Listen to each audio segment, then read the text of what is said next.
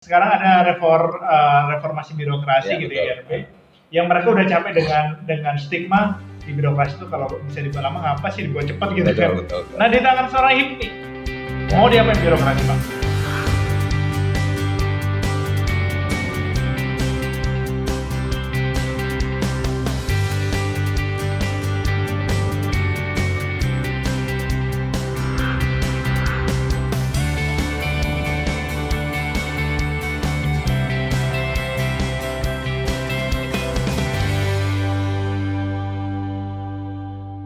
Ini juga yang menjadi satu inspirasi saya untuk maju sebagai kepala daerah dan bisa jadi kepala daerah. Amin. Ini kan pelayanan dasar masyarakat yang selama ini menjadi suatu isu dan menjadi momok masyarakat. Contoh KTP, kemudian KK, kemudian akte kelahiran, kemudian kesehatan, jalan. Seperti KTP. KTP ini adalah merupakan hak masyarakat. Kalau dibicara gratis harus gratis dong. Oleh karenanya pemerintah daerah, bupati melalui manajerial dia ini mendekatkan pelayanan kepada masyarakat. Kalau selama ini mungkin KTP-nya dibuat di kantor di Dukcapil, besok zaman kita cukup di kantor camat. Kemudian akte kelahiran juga. Ini kan bisa di antara dinas kesehatan dan Dukcapil ini bisa disatukan dalam koordinasikan. Bagi ibu-ibu yang melahirkan di bidan atau bukan, seminggu dia menyerahkan persyaratan, sebulan akte kelahiran 2. Tak perlu lagi mereka datang ke Dukcapil, diantar ke rumah. Jadi diperpendek proses birokrasinya. Betul. Maka masyarakat akan menikmati yang namanya program gratis.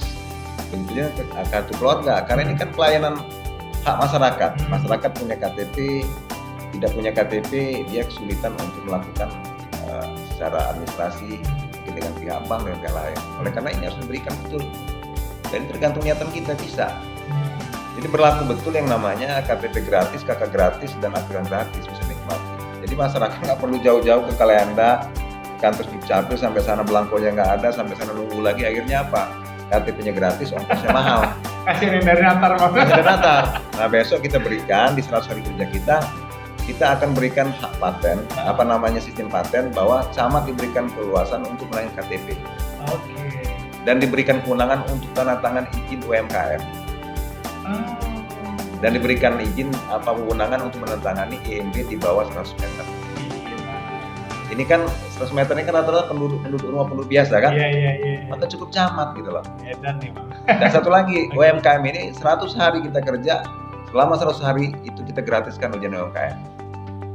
Serius Bang? Serius. Narasi doang ini ntar. Jadi gini, politik bukan ini? Enggak, karena gini, kita melihat situasi COVID ini kan berpuluh. Maka regulasi harus kita longgarkan. Jadi biarkan dulu masyarakat ini berusaha. Jangan dibebani dengan regulasi yang menyulitkan mereka mengeluarkan kos lagi. Saya rasa kalau masyarakat sudah diberikan kemudahan berusaha, begitu sudah ekonomi normal, mereka juga akan memberikan kontribusi kepada daerah. Dia jangan dibeban dari awal.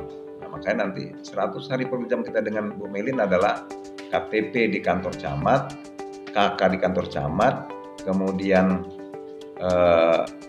akte kelahiran cukup akan diantarkan ke rumah ibu-ibu yang melahirkan, kemudian nanti izin UMKM itu juga di kantor camat, kemudian IMB di kantor camat.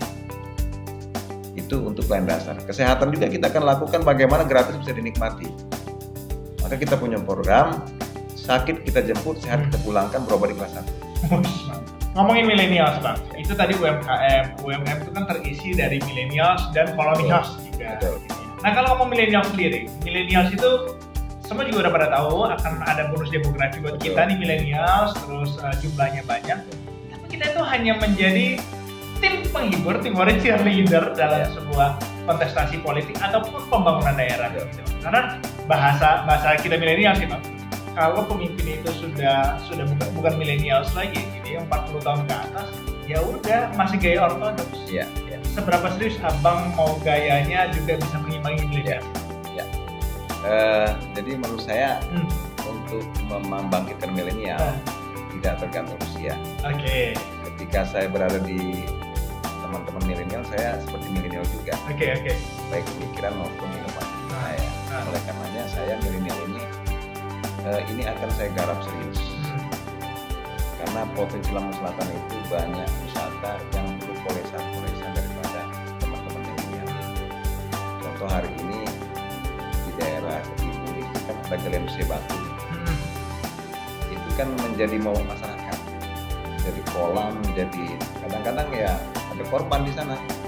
Besok di zaman kita itu akan kita panggil milenial, adakan kreativitas milenial untuk melukis dinding. Oke, Dinding kita mural, paling nanti Pemda cuma ngasih kaos saja lah, rame-rame kan 1.000 orang kan. Jadi milenial mau dikasih panggung panggung di saja, tempat sana. Sudah jadi kan tentu akan menjadi destinasi wisata, minimal tempat selfie lah kan. Oke. Nah, tinggal Pemda nanti menganggarkan jalannya harus dibenahi. Oke. Nah, jadi anak-anak milenial ini dengan begitu saya rasa mereka juga sudah membuka peluang wisata walaupun sifatnya wisata selfie. Tapi kan lama-lama akan terkenal juga. Iya. Nah, terus gini, ini kan narasi juga bisa dipakai sama orang lain, ya, sama cakada lain gitu ya. Satu kata deh. Apa pembeda HIPMI dengan cakada lain? Satu kata aja. Bangkit. Oke, nah sekarang jabarkan. Bangkit itu maksudnya gimana? Ya. Saya sampaikan tadi Bang Ingki bahwa kenapa saya ambil tagline Bangkit. Pertama, dengan usia Lampung Selatan yang cukup tua dan sangat tua dibanding kabupaten lain, kita masih perekonomian kita, angka kemiskinan masih nomor 7. Kemudian infrastruktur kita dilihat sendiri sama Bang Ingki kalau ke Lampung Selatan. Menuju pusat perekonomian jalannya begitu. Menuju tempat pendidikan jalannya juga demikian. Nah, ini harus bangkit dari semua ini. Kalau Lampung Selatan mau maju, maka niat konsep bupati dan bupati yang visioner dan bupati yang punya konsep. APBD Lampung Selatan 2,4 triliun, mungkin sekitar 700 miliar itu untuk belanja langsung bisa belanja barang. Tapi kalau penempatannya tidak pas karena tidak punya konsep, maka ini akan kelihatan tidak ada hasilnya bagi masyarakat. Oleh karenanya nanti APBD kita berbasis masyarakat, baik dia untuk menggiatkan kaum milenial maupun dengan infrastruktur dan lain. Makanya saya punya konsep bahwa Lampung Selatan ini adalah anggaran yang berbasis masyarakat dengan melibatkan partisipasi masyarakat. Kenapa masyarakat harus diberikan partisipasinya? Karena APBD kita nggak cukup untuk membangun Lampung yang luas. Makanya saya punya program nanti namanya S3. Apa itu, Bang? Sedekah 1.000 satu minggu. Oke. Ini bahasanya saja. Dan mungkin nanti masyarakat akan sedekahnya dalam seminggu itu bisa 10.000, bisa 20.000. Iya. Tapi dibuat gerakan. Dibuat gerakan. Karena kita ada kurang lebih 483.000 kakak. Karena ini melibatkan semua, bukan hanya umat Islam, Nasrani, Katolik, Hindu, Buddha. Kita libatkan sedekahnya. Kalau mungkin Islam dia hari Jumat terus sedekah. Kalau dia Hindu atau Nasrani mungkin hari Minggu di gereja atau di rumahnya. Kita kumpulkan di satu wadah, nanti ada namanya tim pengelolanya yang melibatkan unsur-unsur, ada unsur agama NU, Muhammadiyah, LDI, ada dari Katolik, ada dari Hindu, ada dari penggiat sosial, ada dari pemuda, dari ormas. Dimanajeri oleh kepala daerah. Maka hitungan saya kalau satu keluarga itu dalam sebulan kita hitung dia nanti 10.000, maka ada 4,3 miliar dalam sebulan sedekah masyarakat Lampung Selatan. Ini bisa untuk mengatasi ketika memang APBD ini proseduralnya yang memang tidak bisa dilakukan pada saat itu yang pos bayar. Contoh, ada orang sakit. Orang sakit itu diponis dia harus berobat ke Jakarta karena di rumah sakit daerah mungkin tidak mampu. APBD tidak bisa mengeluarkan uang hari itu berangkat. Iya. Tapi dengan ada dana ini tadi bisa dibawa berangkat. Dana taktis. Ini diolah oleh umat. Jadi dompet umat gitu. Dompet umat. Oke. Dan tidak mungkin kan tiap hari orang sakit di Jakarta kan. Artinya dana ini banyak nggak terpakai untuk itu. Artinya kita punya dana yang standby setiap saat. Nah, 2 pertanyaan nih, Bang. 1, ketakutan orang itu, ya mohon maaf nih, Bang. Bahasa friendly media, habis itu di masyarakat, ya namanya pejabat lihat aja, sebentar pejabat juga dia udah bisa beli apa-apa. Ya. Artinya ada penggunaan anggaran yang bukan haknya, gitu ya. Saya nggak mau seperti itu korupsi gitu ya. Yang bukan haknya yang akhirnya digunakan baik sengaja ataupun tidak sengaja. Ya. Seberapa serius Bang HIPMI menjamin setiap anggaran itu akan diproses sesuai hak dan kewajiban itu? saya akan mencoba memperbaiki sistem birokrasi. Bahwa saya merubah suatu mindset birokrasi itu loyal kepada bupati. Saya coba rubah mindset bahwa birokrasi loyalnya kepada masyarakat. Kalau sudah loyal kepada masyarakat, maka anggaran yang dibuat mereka ini juga untuk masyarakat. Oleh karenanya, penggunaan dana yang efektif, efisien ini dirasakan oleh masyarakat. Kalau tidak, ya anggaran beli mobil lagi kendaraan. Kendaraan ini kan cukup tinggi biaya operasional dan biaya perawatan. Depan kita itu akan coba efektifkan, akan kita coba ketatkan. Anggaran yang kita lakukan nanti ini harus berbasis masyarakat dan rasakan. Oleh karenanya, salah satu untuk mengatasi selama ini yang menjadi momok jalan yang berkualitas. Salah satu selama ini untuk menghilangkan kurangnya pelayanan birokrasi dari masyarakat. Pertama, hilangkan jual-beli jabatan. Ya. Hilangkan. Biar nggak lu lagi. Betul. Karena apa? Kalau sudah dibebani dari awal, tentu dia juga jadi mohon maaf ya. Dia punya terbebani. Iya. Yang korban masyarakat. Ya mohon maaf, bukan kita mengatakan bahwa terjadi jual beli jabatan akan membuat masyarakat terlibat. Tapi ini satu manusiawi lah. Ketika dia terbebani, dia akan berlaku hukum membalikan. Kemudian termasuk oknum-oknum yang bermain di proyek itu harus dihilangkan. Tidak pernah akan berkualitas jalan kita ini kalau jalan kita akan berkualitas kalau itu masih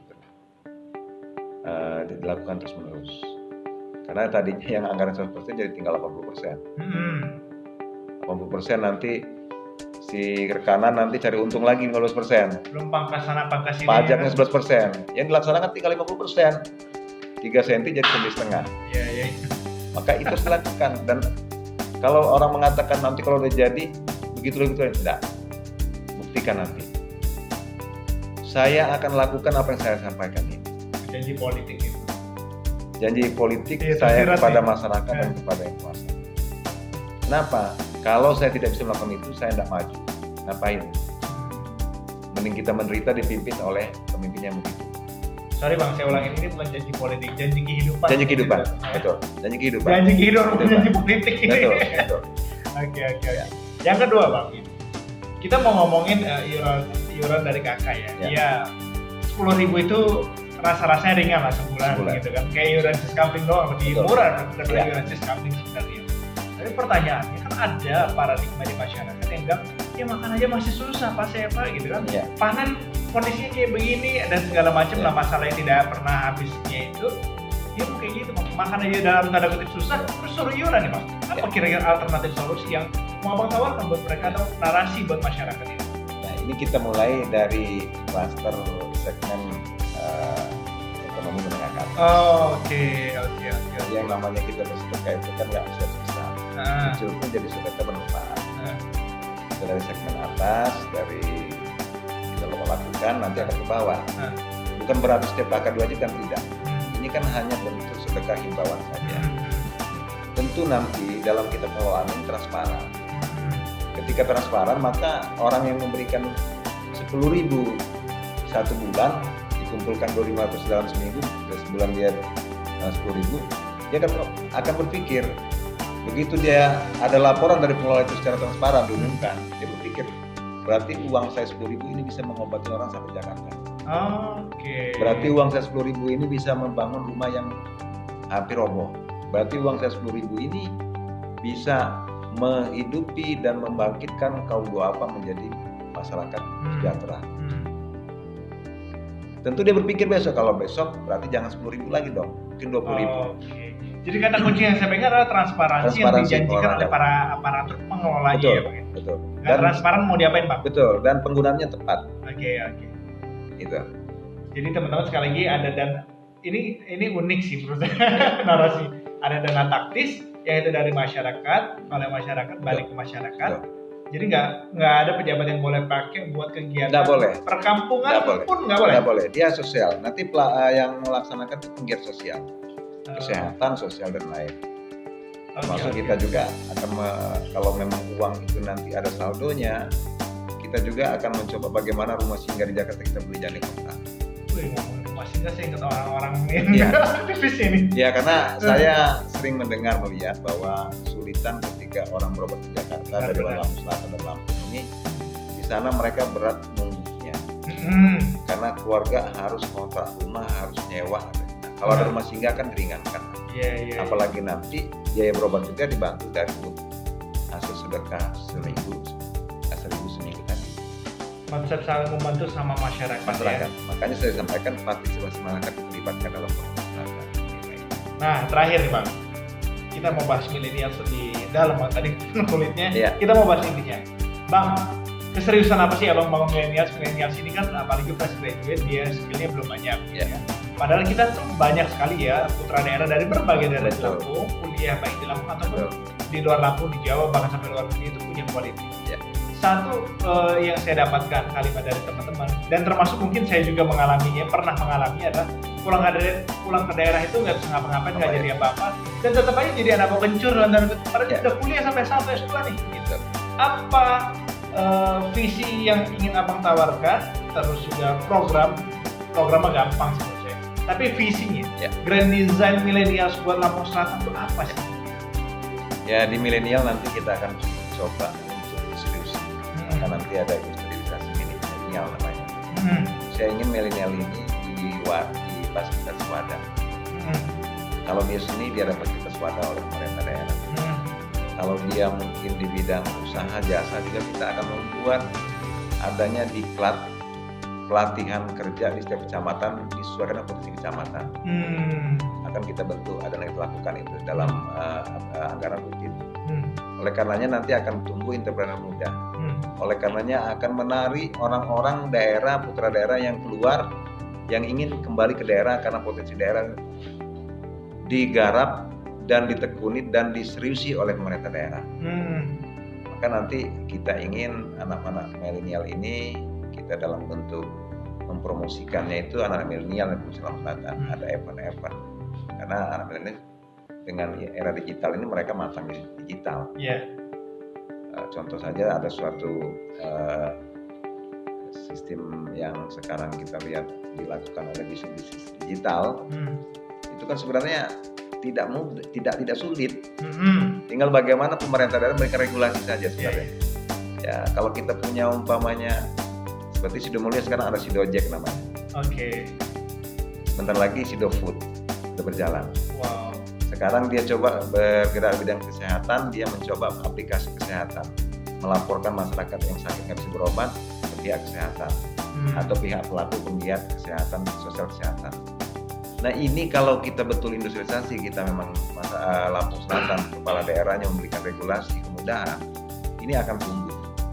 Akan ada semangat anak muda untuk kembali ke daerah, yang di daerah pun ada semangat untuk membangun daerah. Jadi jangan dipersulit mereka dan jangan dibiarkan mereka ini yang punya bakat dibiarkan. Dia punya bakat musik. Kalau kita ada wadah tempat musik atau studio atau di fasilitas pemerintah, tentu akan memunculkan seniman-seniman milenial baru. Contoh olahraga, kita punya stadion hari ini lengkap, dan stadion kita ini stadion yang paling baik, yang paling terbaik di Lampung. Tapi kita lihat persepak bolaannya pun nggak ada pembinaan. Kalau kita jadikan home base-nya U16 Lampung, katakanlah U19 Lampung, mungkin saya rasa akan tumbuh industri milenial olahraga. Tinggal bagaimana kepala daerah, pemerintah daerah mau fasilitasi daripada potensi. Dan ini harus dilakukan. Karena kalau tidak nanti milenial akan apatis dengan daerah. Ya, betul. Begitu pilkada mereka diam saja. Tidak ada mereka aktif. Tapi kalau mereka merasakan kepala daerah itu memperhatikan mereka, maka begitu pilkada, begitu ada momen-momen politik, mereka akan aktif gitu loh. Karena mereka ambil bagian, karena mereka akan merasakan bagian daripada hasil proses politik. Jadi betul-betul bahwa milenial ini ke depan itu, karena angkanya 33% Lampung Selatan, ini menjadi satu mitra kepala daerah untuk membangun Lampung Selatan. Karena mereka tidak gaptek, mereka juga tidak perlu kita berikan suatu dorongan modal yang besar, dengan disupport modal yang kecil melalui fasilitas kur atau sebagainya, mereka bisa bergerak. Timbul KP-KP, timbul usaha-usaha muda di jalur jantung-jantung ekonomi Lampung Selatan, termasuk Kalenda, Natar, ada Penengahan, ada Bakau, sebentar lagi merupakan tempat wisata terintegrasi kan. Jadi kita harapkan milenial ikut partisipasi. Nah sekarang kenapa milenial harus milih HIPNI? Karena HIPNI yang punya program jelas tentang milenial. Oke. Ya. Terus kenapa milenial perlu turun tangan ada bersama HIPNI? Karena tanpa milenial, kepala daerah, pemimpin akan kurang power. Oke, ini menarik. Terus bagaimana Abang bisa mengajak milenial untuk turut serta sekarang ada di program HIPNI dari proses perjalanan sekarang dan juga pengawalan nanti kalau Allah izinkan jadi? Yang pasti saya ajak partisipasi di pilkada, sehingga nanti kita akan bersama-sama nanti. Kalau hari ini bersama-sama, nanti kita bersama-sama ketika saja depan. Oleh karenanya program-program yang sudah kita lakukan bersama ngopi bareng, terus kita melakukan ngobrol santuy segala macam, lanjut ke depan dalam rangka untuk menyerap aspirasi para milenial dan dalam rangka kita untuk bagaimana bersama milenial menggagas satu ide di kafe-kafe atau tempat-tempat milenial mangkal. Oke. Dan mereka kalau mau misalkan sekarang belajar, katakan mendengar visi lebih lanjut, berpartisipasi, bisa nggak ketemu apa? Bisa, karena kita mulai hari ini kita membuka kesempatan kita keliling di kafe-kafe namanya ngopi bersama Bang Hipni. Ngopi bareng dengan Bang Hipni. Karena kebanyakan Bang, Cakada itu bukan kebanyakan ya, Pak, ada cukup banyak gitu Cakada, dan Cakadanya aja nggak gampang ditemuin gitu kan, dan bertemunya pun pilih-pilih. Bang Hipni punya janji kehidupan, saya nggak mau menjadi politik lagi nih, janji kehidupan untuk mudah ditemui dengan milenial? Insya Allah, karena hidup saya begini, dan saya sudah sampaikan teman-teman yang bersama saya, jangan dibuat saya protokoler, biarkan saya seperti saat ini. Karena dengan seperti saat ini, ketika ketemu masyarakat tidak ada batasan. Dengan tidak ada batasan, tentu akan saya dapat informasi tentang kehidupan masyarakat. Kalau dibatasi, nanti kita akan dikelabui. Informasi yang harusnya bisa kita lakukan saat ini, akhirnya harus kita lakukan sebulan depan. Oke. Dan mereka bisa langsung ke posko ya? Bisa. Oke, siap. Terakhir Bang, saya minta Abang berikan pesan kepada para penonton, pemirsa, para brosis ini Bang. Apa alasan dia memutuskan untuk dia, keluarganya, dan teman-teman milenialsnya nggak ada pilihan lain kecuali boleh Bang? Ya, para pemirsa, terutama saya Lampung Selatan, bahwa Pilkada Lampung Selatan 2020 ini adalah momen kita menentukan pimpinan 5 tahun ke depan. Oleh karenanya, kepada seluruh masyarakat yang sudah punya hak pilih, ini harus berpartisipasi. Karena Lampung Selatan ini membutuhkan pemimpin yang visioner, membutuhkan pemimpin yang punya solusi, dan membutuhkan pemimpin yang betul-betul akan membuat Lampung Selatan ini ke depan bisa dinikmati lebih baik kepada anak cucu kita. Oleh karenanya momen pilkada ini betul-betul kita harus manfaatkan dengan baik.